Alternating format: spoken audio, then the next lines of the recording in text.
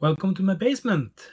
I've been wanting to play and learn about Kubernetes for quite some time, so today, with no idea of what I'm doing, I'll set up a cluster that spans 3 physical nodes.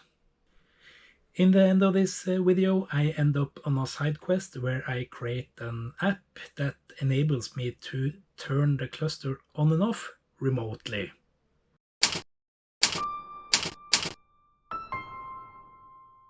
So to build my Kubernetes cluster, I was thinking I should use some Raspberry Pis, and since it was Christmas, Santa was nice, and I got 3 Raspberry Pi 4 Model B with 8 gigabytes of RAM each. Then you need some power to power it all, and I'm going for this one.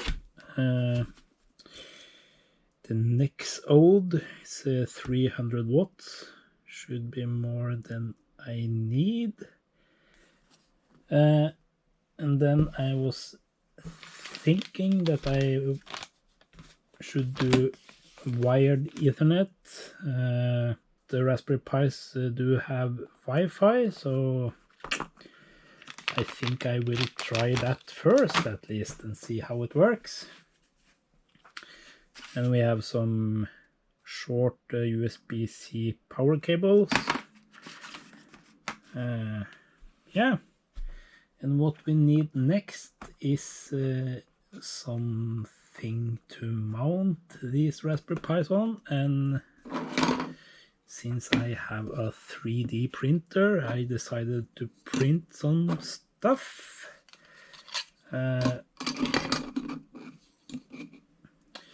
These Raspberry Pi 4 holders are from a project on Thingiverse that I modified slightly. Then I constructed this frame and these fasteners which fits into the frame and which I will use to fasten these ones to the frame, and then the Raspberry Pi here. So yeah, let's try to mount it all together.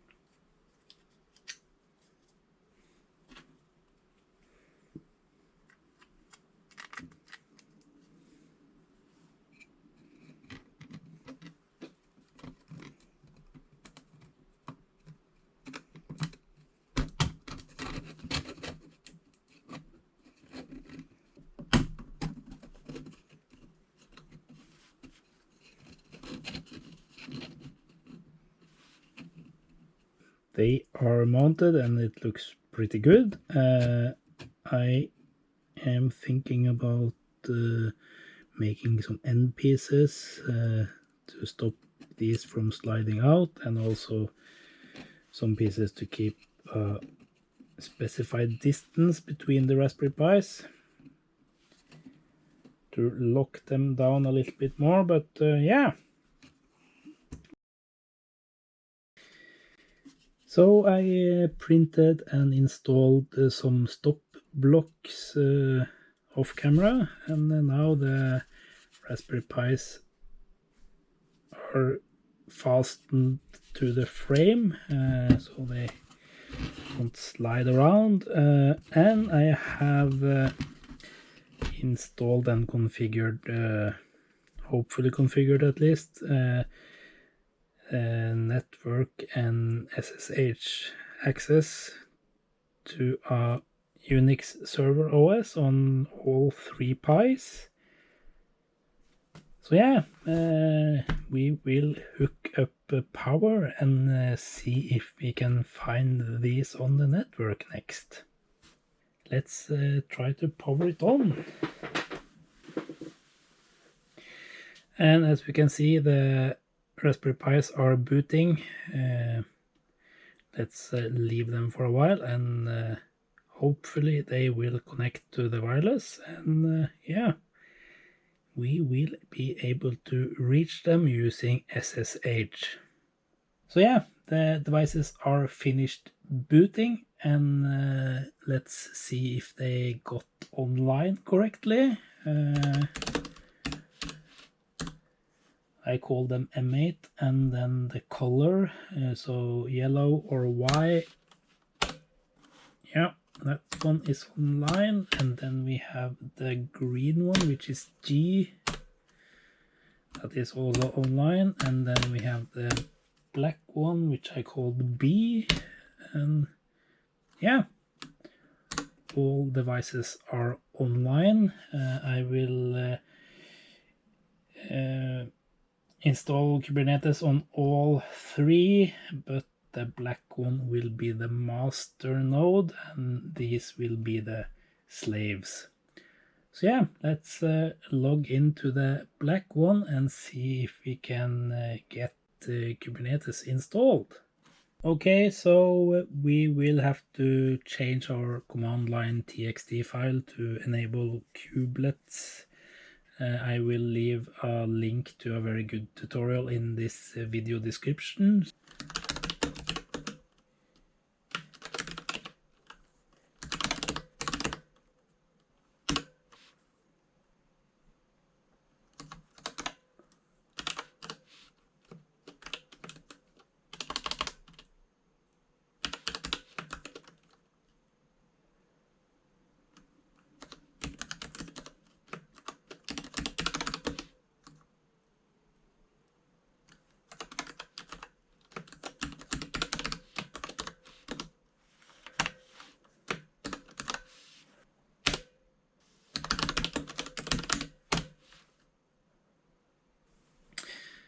Yeah, the black one is online, so now I have to do the same for the green and yellow one.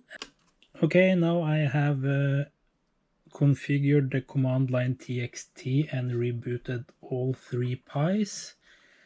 Next we will install Kubernetes on all three boards or Raspberry Pis, so let's do that, starting with the black one.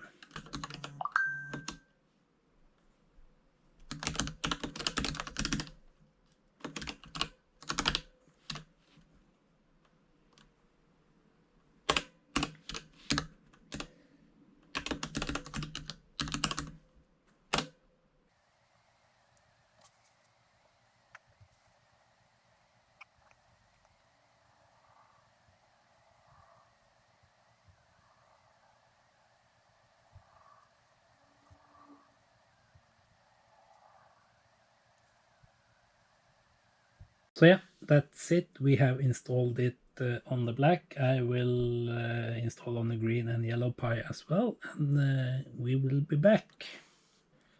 So we are logged into the black Raspberry Pi, which will be the master.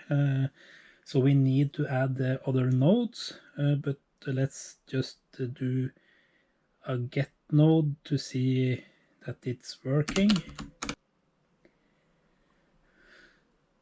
So yeah, we see that the master is there, and it's the only one it sees. So for each node you're going to add, you have to do add node, and you do the command on the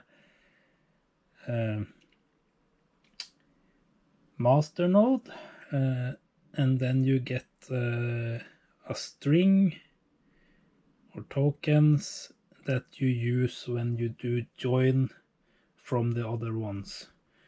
So they are the ones joining the master based on the string that the master provides. So yeah, let's do that.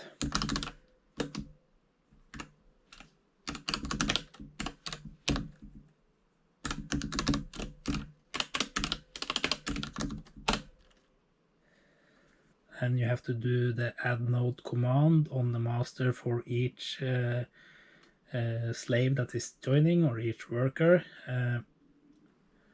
So yeah, let's copy that, and we will exit and go to the green one.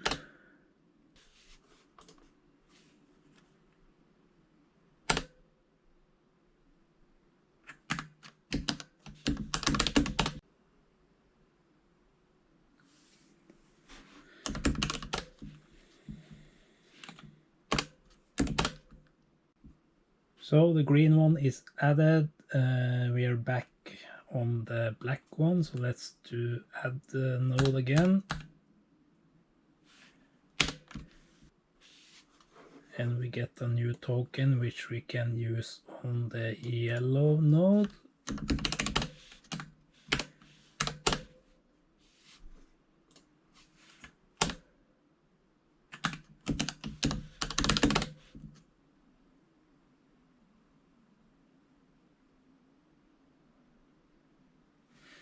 There we go. As you can see, the black one is the one we are logged into, so of course it can see itself. And then the green one has joined the cluster, but we do not see the yellow one yet. And there we go. The black one is the one we're on. The green one has joined and the yellow one has joined as well. Okay, so we have a Kubernetes cluster up and running, and we can now deploy code on it, but that we will do another time. We now have a fully functional Kubernetes cluster that's spanning 3 nodes and does absolutely nothing. But this was what I wanted all along, to start to play and learn about Kubernetes. So at this time it occurred to me that it would be super nice to hook the cluster up to one of my smart plugs that would enable me to power it on and off remotely. I can then fire up the Kubernetes cluster whenever I want to play with it, even though I'm not in my basement. So this is how the dashboard looks like when you fire it up. On the left we can see that the program has detected the smart plug and that its status is off, depicted by this red ball with a white stripe. The nodes are in an unknown state as they are not answering when being pinged, but one can assume they're not doing much as they have no power. So let's hit that power button. We see that the smart plug changes status to on, and then we wait a while until the nodes boot up. And yeah, all nodes are now up and running and answering ping. To turn the cluster off, we first issue the shutdown command on all nodes. Then we wait until the nodes have had some time to safely shut down. And then we flick the power off. That's it. There were a few key ingredients that enabled me to make this program, and that was ping, Python, Qt, SSH, and this smart plug. If you would like more information on how I created this dashboard, please leave a comment below, and if there's enough interest, I'll make a separate video on that. I'll leave it there for this episode. As always, thanks for watching, and I do hope to see you next time.